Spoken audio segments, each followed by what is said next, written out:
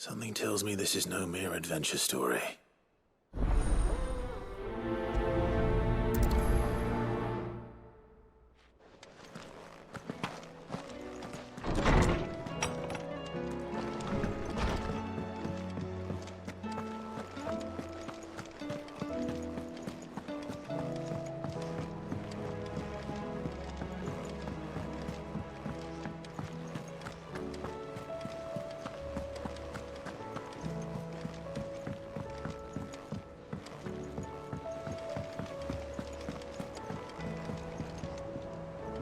Vivian, I read your note, and I'd be happy to help you find the book you're looking for.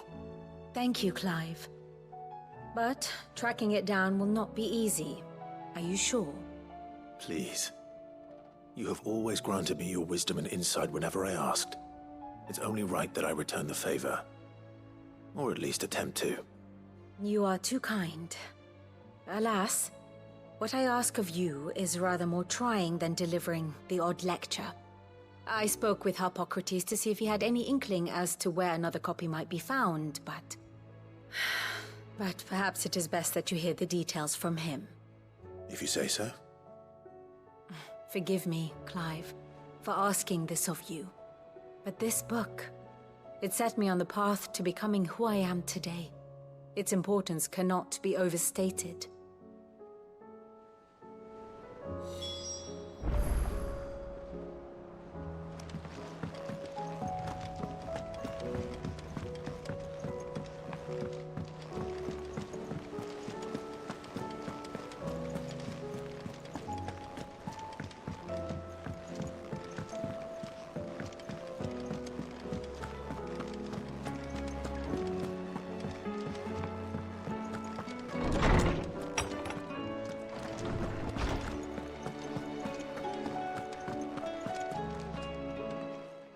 Clive, my boy.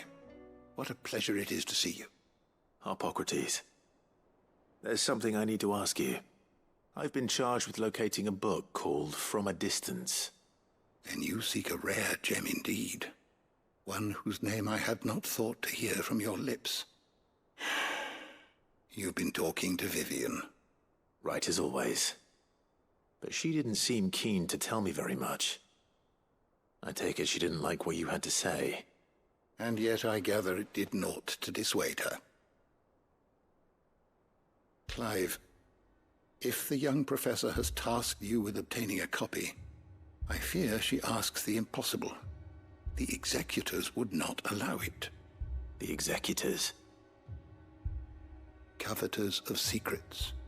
A clandestine organization committed to the collection and intenebration of forbidden texts and technologies. One such text being the tome Vivian seeks, chronicling as it does the true history of the enslavement of bearers, a tale which could overturn the established order were it ever to become widely known. Or, so rumor has it. I've never actually read the thing, or even set eyes on it for that matter. How is it that I haven't heard of this organization? Why, secrecy is the executor's watchword. They lurk in the shadows, emerging only to seize that which must be seized, be it books, inventions, or people, before disappearing again, leaving nary a trace. Which would explain why Vivian's copy was snatched from her grasp not long after she found it. By the hand of the executors, yes. But what drives them? Self-interest or ideology? Fine question. Sadly, all that is known of the executors can be recounted in a single breath. You may just as soon ask me of their origins, numbers, or the identities of their leaders. Any answer I give would be pure speculation. Then my hunt was doomed from the first. What was Vivian expecting? That I'd pluck it from thin air? Not from thin air, no. From ash. Rumors of the executors are rife among the scholars of Storm, but rather less so across the strait. I have a friend. Well, I had a friend in the village of Garnick, a collector of rare tomes, upon which subject we would oft correspond. Alas, I have heard naught from him since the skies fell dark. And no doubt he too has turned. But though he did not mention it by name, it is possible that a surviving copy of From a Distance yet rests upon one of his many shelves, quietly awaiting discovery. If you were, by some chance, able to save even a single book from the poor man's library, I know his soul would rest easier. Very well. When I next find myself in Waloed, I'll be sure to pay Garnick a visit.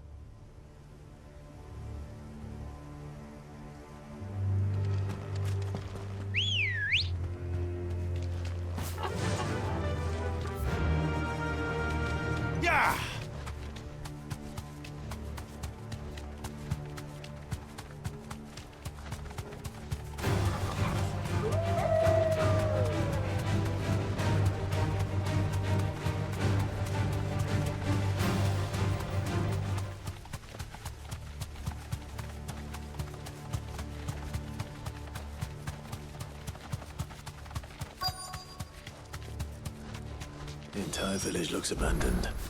Now, which house would a bookworm live in?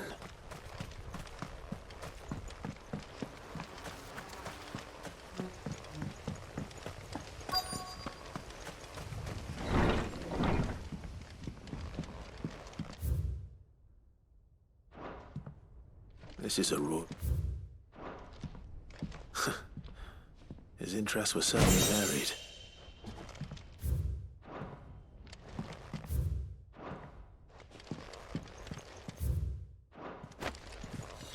This is it.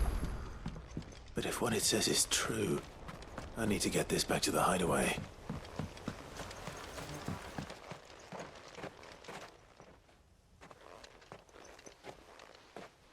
Leaving so soon, stranger?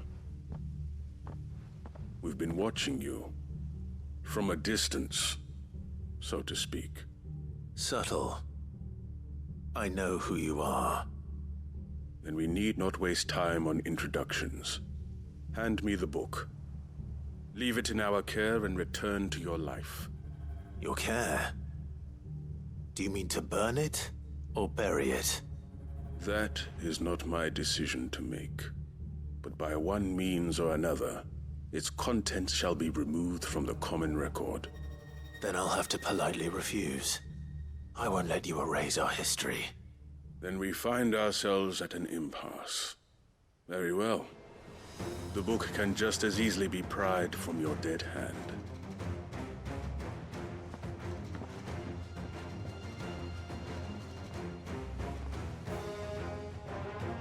Let's see, shall we?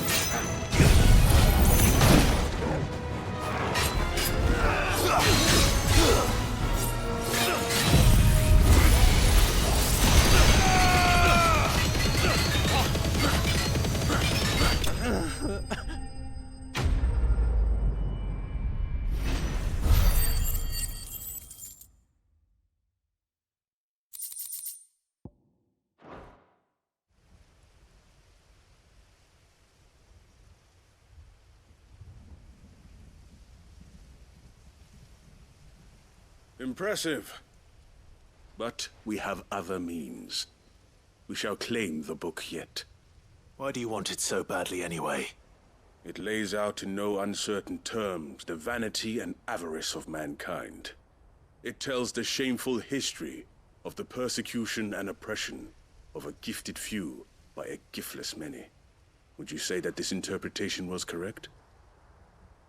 I don't know. You don't know. Your sword may be sharp, but your wits are dull. So let me answer for you. There is no correct interpretation of history. That a series of events took place may be proved beyond a doubt. But there can be no single, immutable explanation as to why they came to pass. It is a question of numbers and of belief. If enough people believe that a set of events occurred for a reason, that belief becomes the truth. So you're trying to control the truth? We are trying to protect people from themselves, from knowledge that would bring them naught but pain. That is all. You may keep the book, for now. The world is small. We shall meet again. Until then. Wait! Damn it. Let's get this back to Vivian. Perhaps she can explain what that was all about.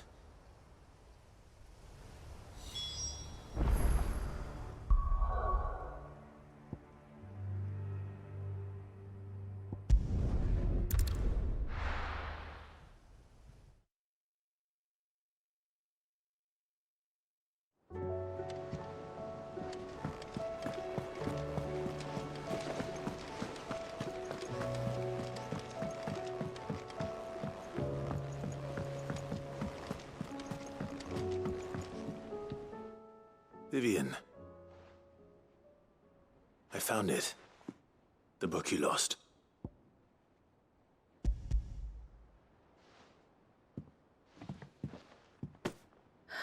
You found it. Thank you, Clive. Even though I asked this of you, I was not entirely sure it would be possible. I feared the executors had seized every copy. I met with one of these executors, and I convinced him to let me keep it. He told me something. That the truth is just a matter of collective belief. And that if enough people believe a lie, that lie becomes the truth. It does. But it also means that the truth is not immutable. That it can be changed. Provided that those who wish to change it can convince enough people that their perspective is the correct one. As the sad history of the bearers proves. You said that the book inspired you to become a scholar. It did. Or its author, rather. She was a heretic, you see. A firebrand and a dissenter. A gallows stood ready for her in every corner of the realm. And by shunning society, or perhaps being shunned by it, she stumbled upon a truth so potent that an entire realm trembled at the prospect of its utterance. I, too, have always felt somehow set apart from the world of men. A stranger to my own species. She taught me that my solitude was not a curse, but a gift. And that, though my journey to the truth might be a lonely one, what I found at my destination would be more than worth the cost. Do you still feel that way? That you're not one of us? Honestly, I'm not entirely sure anymore. Since coming to the hideaway, I find my thinking somewhat clouded. Perhaps the result of studying mankind from a rather closer perspective than I had intended. But the more I study, the more I find value in this perspective. In looking not from the outside, but from within. So if you'll permit me, I'd like to continue my work here. Remember, Clive, when enough people believe, Belief begets truth. Give the men and women of this benighted world the gift of truth. Make them believe in you, as I do. I'll try, Vivian. I'll try.